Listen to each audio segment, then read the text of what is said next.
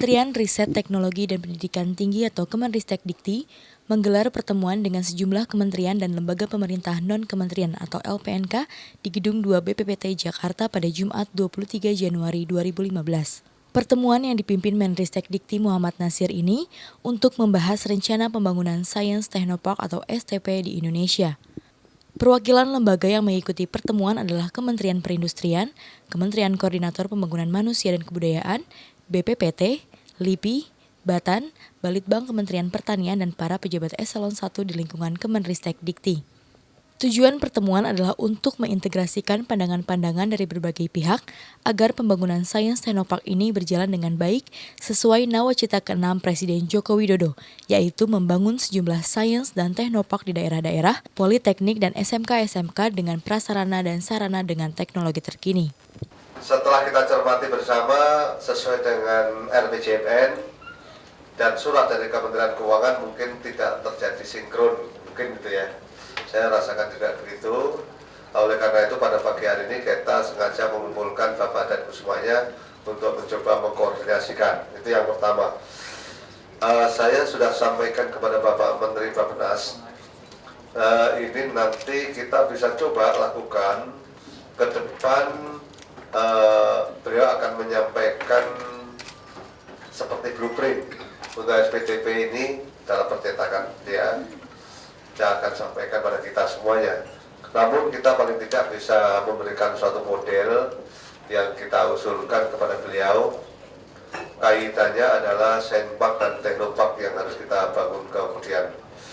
Dan juga saya sudah konsultasi kepada Ibu Menko PMK, yaitu Ibu Puan, kaitannya masalah penempatan lokasi. Mungkin setelah kita cek ke lapangan ada beberapa lokasi yang secara langsung dia belum siap atau belum tahu kalau ada rencana Sciencepark dan Technopark. Untuk itu kita juga akan mungkin bicarakan kembali masalah lokasi. Nanti dari Menko PMK mungkin bisa menyampaikan gambaran secara umum oleh deputinya barangkali yang sudah disampaikan dari Ibu Menko PMK. Bapak dan Ibu sekalian yang saya hormati, di dalam kaitan ini yang penting sekali adalah kita melihat konsepsi tentang perbedaan mendasar antara kita National Science Technopark dan Technopark. Itu nanti seperti apa? National Science Technopark, Science Park, dan Technopark itu seperti apa? Ini yang harus kita clustering dengan baik. Dengan hal ini supaya kita nanti di dalam bekerja adalah anggaran yang sudah kita miliki itu tidak seperti ibaratnya kita menabur garam di laut. Artinya apa? Hangus gitu ya. Artinya habis begitu saja tanpa bekas. Harapannya adalah bisa memberikan output, yaitu memberikan manfaat kepada masyarakat. Nah, yang perlu kita cermati juga bagi Bapak dan Ibu semuanya yang mendapatkan berapa banyaknya alokasi tentang SPTP dan seterusnya, ini yang penting adalah apa yang ada di dalam RPJMN-nya dulu. Nah, nanti yang secondnya adalah memperhatikan dari edaran dari Menteri Keuangan. Tapi yang pertama adalah yang kita lihat dari RPJMN. Contoh ini yang saya sampaikan kepada Bapak dan Ibu sekalian. Kementerian Riset Teknologi dan Pendidikan Tinggi itu akan mendapatkan alokasi di dalam hal ini sesuai dengan RPJMN itu adalah 2 Sciencepark dan 4 Technopark. Di mana 2 Sciencepark itu ada 1 di Universitas Cendrawasih, nanti mohon dikoordinasi dengan Dikti juga. Ya, dan yang kedua adalah dengan Kaltara, yaitu dengan Universitas Borneo kalau salah nanti dalam akademik. Yang 4 Technopark itu nanti yang ada 1 di Sragen, 2 yang ada di Solo, ketiga yang ada di Palembang namanya Agro Technopark, dan yang keempat adalah yang ada di Bengkulu, Jambi ya, Bengkulu ya, yaitu yang namanya Kaur.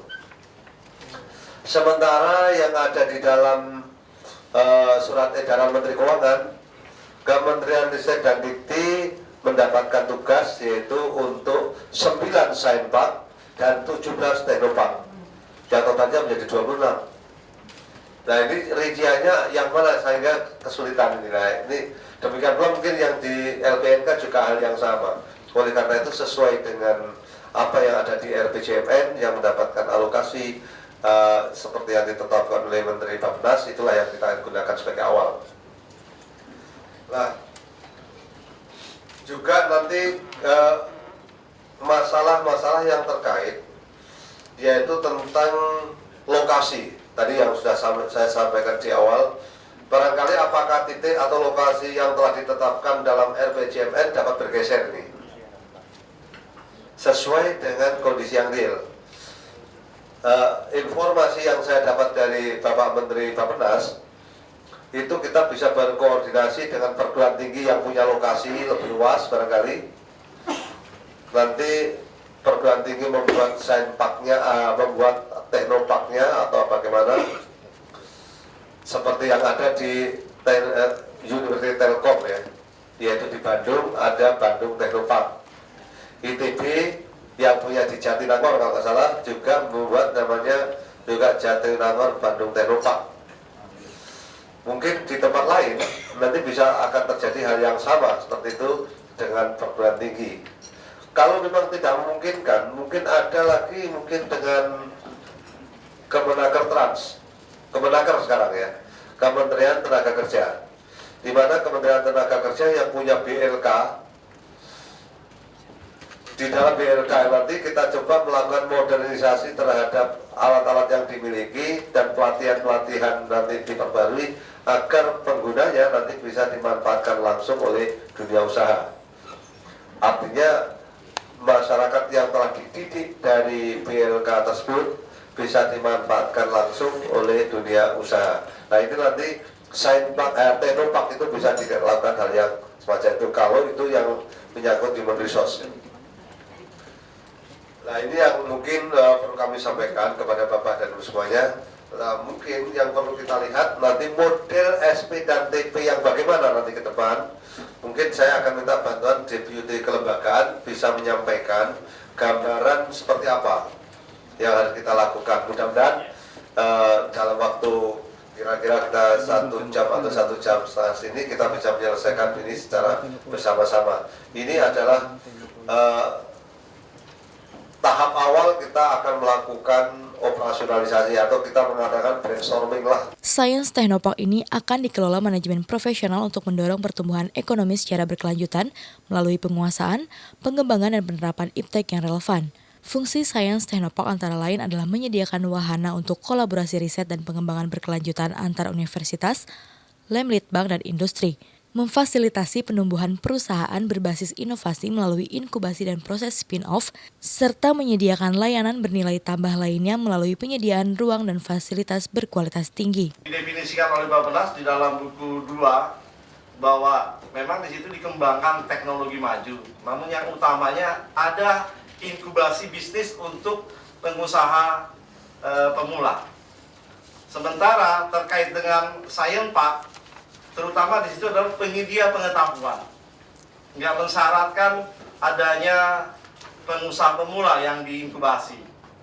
Kemudian Teknopark terutama ditekan pada penerapan teknologi di berbagai bidang sebagai tempat pelatihan dan magang serta advokasi teknologi. Paling tidak ada 3 di dalam masyarakat internasional fungsinya. Yakni pertama sebagai wahana untuk kolaborasi riset and development antar universitas dan litbang dan industri. Nah, yang kedua yang paling utama adalah memfasilitasi penumbuhan perusahaan berbasis inovasi melalui inkubasi dan proses spin-off. Jadi memang STP ini fungsi utamanya adalah komersialisasi iptek. Misalnya ini kita bagi pada fokusnya Pak, masing-masing tipe perkembangan dari Science and Technology Park itu. Tipe yang pertama Science Park memang fokusnya itu pada riset. Walaupun tetap dimungkinkan ada proses produksi di sana, menghasilkan barang dan jasa. Ya, ini contohnya di Cambridge, UK, Dortmund di Jerman, Surrey di UK, dan contoh-contoh lainnya. Yang kedua Teknopolis. Nah, dia fokusnya udah pada high tech production, jadi udah mulai memproduksi barang dan jasa terkait teknologi tinggi.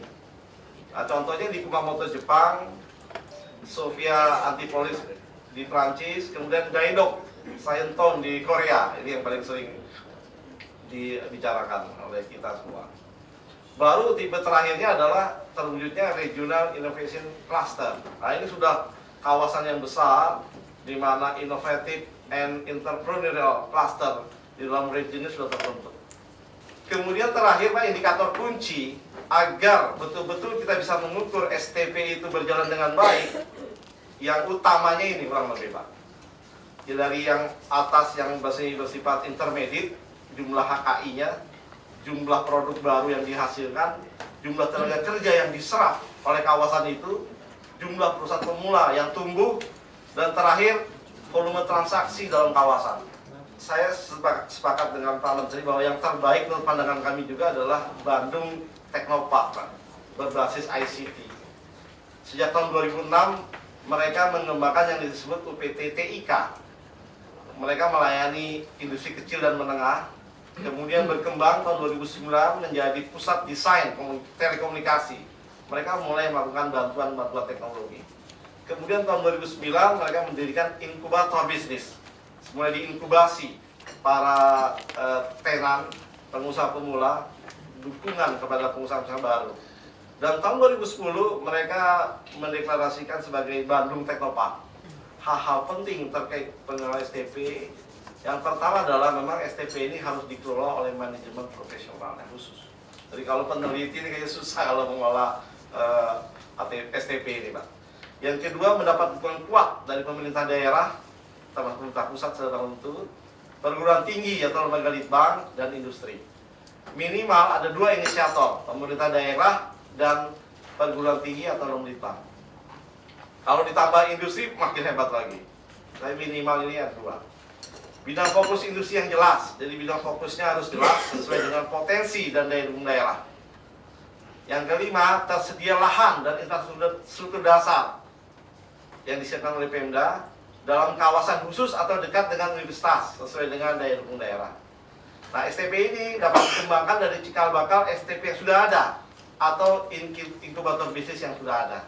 Nah, untuk pertanian dari sisi angka ada sedikit perbedaan. Pada saat kemarin kami rapat dengan Bappenas bahwa di SP-nya untuk tahun 2015 itu hanya 5. Kemudian untuk TP-nya itu 10, Pak. Jadi 5-10, tadi 17-26. Nah, namun demikian di dalam progresnya nanti akan sampai ke 17-26. Jadi ini karena ada anggaran yang dikurangi sehingga startingnya di 2015 itu angkanya sekali lagi 10, Pak. SP-nya menjadi ASP, Agriculture Science Park, dan TP-nya menjadi ATP, Agricultural Technopark. Nah, kami sudah identifikasi yang sudah kami miliki sesungguhnya.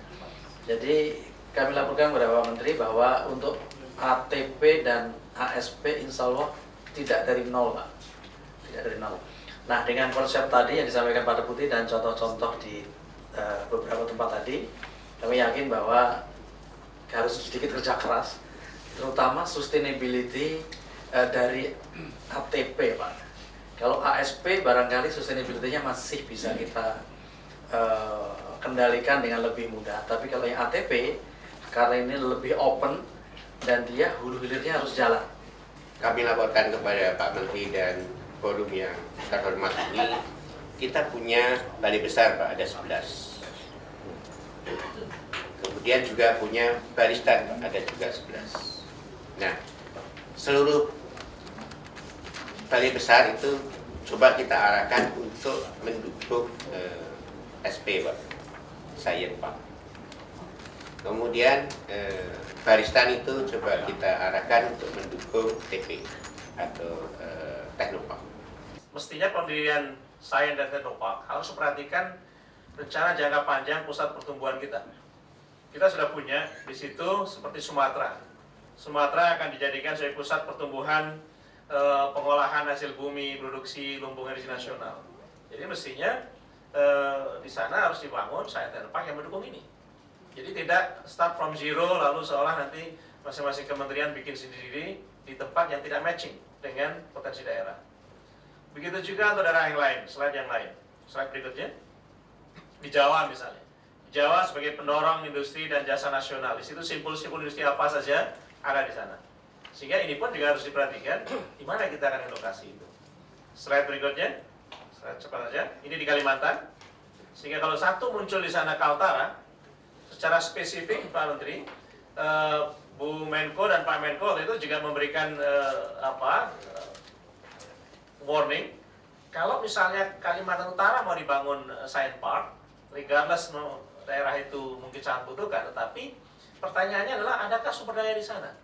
Bukankah tadi keberhasilan science technopark dibutuhkan oleh akademik, governments, dan bisnis? Menristek Dikti berharap penetapan lokasi, kerjasama, dan peraturan dalam rangka pembangunan STP tersebut bisa diselesaikan dalam waktu 2 minggu ini. Pada prinsipnya, pembangunan Science Technopark ini direncanakan akan melibatkan pemerintah, pengusaha, dan akademisi yang outputnya bisa dimanfaatkan oleh masyarakat Indonesia.